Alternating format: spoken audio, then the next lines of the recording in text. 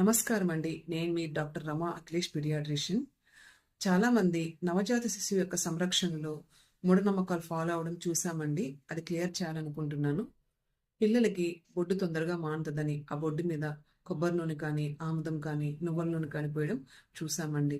ఇలా వేయడం వల్ల బొడ్డు అనేది మానకపోగా ఇన్ఫెక్షన్ వచ్చి చిన్న బిడ్డలు ఎంతో సఫర్ అవ్వడం చూసాము.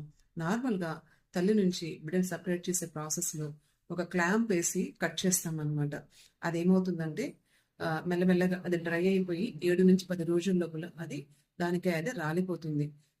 మ్యాక్సిమం ఎలా పెట్టుకోవాలండి, దాన్ని డ్రైగా పెట్టుకోవాలి. అంటే ఈవెన్ డైపర్ కూడా కవర్ చేయకుండా కిందకి వేసి పెట్టినప్పుడు అది నార్మల్గానే డ్రై అయిపోయి రాలిపోతుంది. కానీ ఇలా నూనె కానీ, ఆముదం కానీ వేయడం వల్ల ఏమవుతుందంటే అది ఇంకా అక్కడ గ్రీజీగా అయ్యి ఇన్ఫెక్షన్ అనేది రావడానికి అవకాశాలు ఎక్కువ ఉంటాయి. దయచేసి అలాంటి పనులైతే చేయొద్దండి. Thank you.